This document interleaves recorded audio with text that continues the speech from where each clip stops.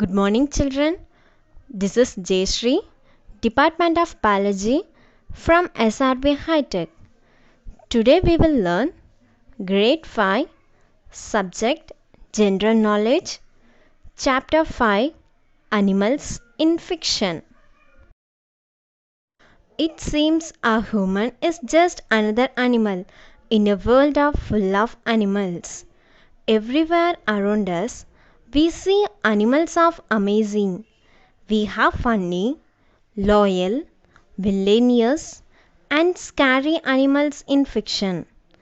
As well, let us take a look at some of them. Animal Farm, written by George Orwell. One night, all the animals at Mr. John's Manor farm had a meeting in the barn for the old pig. Major speech about his strange dream in which all animals lived freely without humans. After the old major died, all animals, inspired by his philosophy of animalism, secretly planned a rebellion. Snowball and Napoleon were the leader of the revolution. When Jones forgot to feed the animals, the rebellion occurred. Jones and his men were chased off the farm. Manor Farm was changed to Animal Farm, and the 7 commandments of animalism were painted on the barn wall. At first, the Animal Farm prospered. Boxer, a hard-working horse, adopted "I will work harder" as his personal motto. Snowball taught the animals to read, while Napoleon aimed at educating the puppies. At last, the animals discovered that the pigs, especially Napoleon, had been taking all of milk and apples for themselves. Secular explained that the pigs need milk and apples in order to think well, as they worked for all other animals' benefit. When Mr. Jones returned to take back his farm, the animals won again and celebrated their victory in what they called the Battle of the Cowshed. As winter came, Mowgli, a vain horse concerned only with ribbons and sugar, was lured off the farm by another man. Snowball began drawing plans for windmill, which was to provide electricity and give the animals more free time.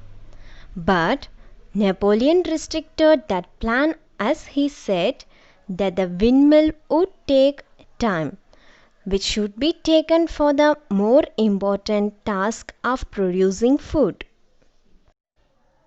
That Sunday that the plan for the windmill was to be put to a vote, Napoleon called his 9-faced dog to chase Snowball off the farm. Napoleon announced that there would be no further debates.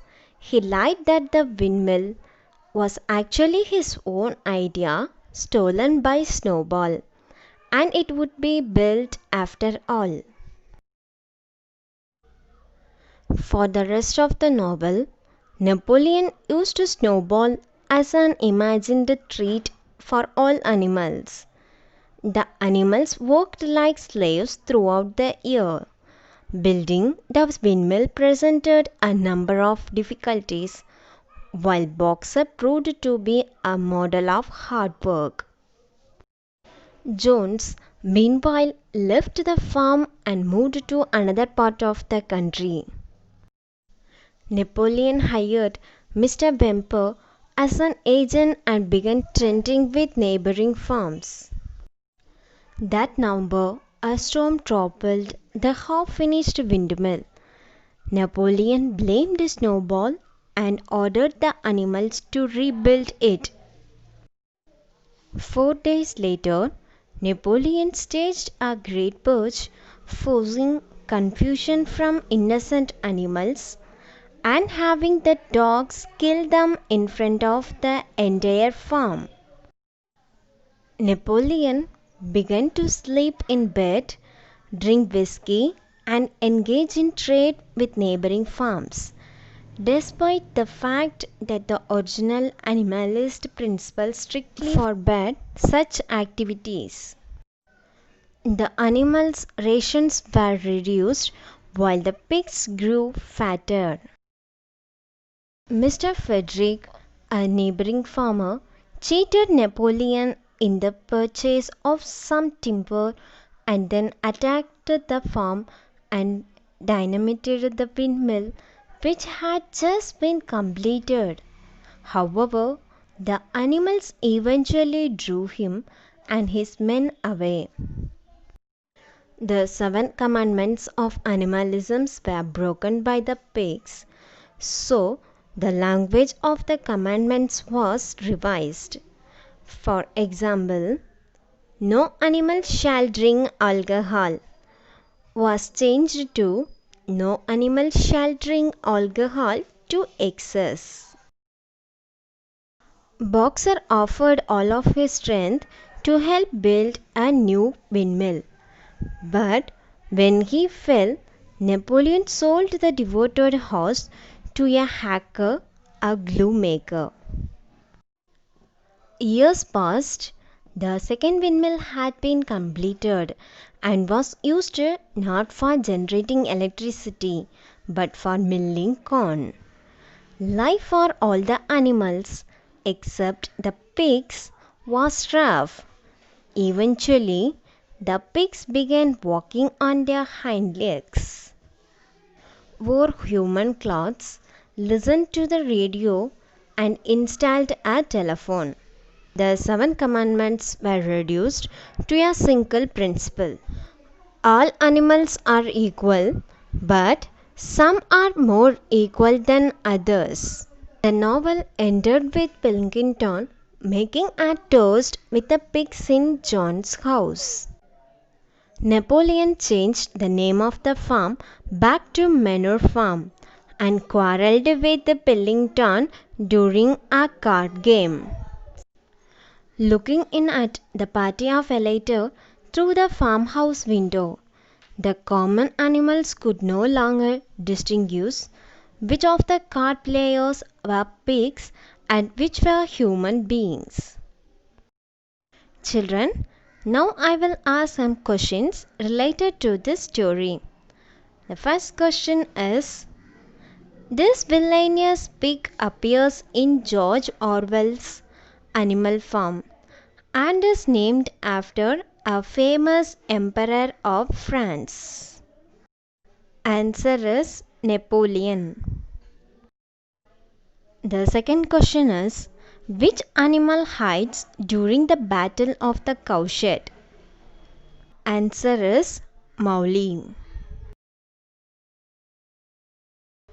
Third question is: to whom does Napoleon sell the farm's pile of timber? Answer is Mr. Frederick. Fourth question is: how does Napoleon express his contempt for Snowball's windmill plans? Answer is by urinating of them. Which of the pigs proves the best writer? Answer is Snowball. Sixth question is: who teaches the sheep to chant 4 legs good, 2 legs better? Answer is Secular. What does Napoleon rename Animal Farm in his toast at the end of the novel? Answer is the Manure Farm. With whom does Napoleon play cards at the end of the novel? Answer is Mr. Pilkington. What is the name of the quasi-Marxist socialist philosophy advocated by Napoleon and Snowball? Answer is animalism. The last question is, what is Boxer's ultimate fate?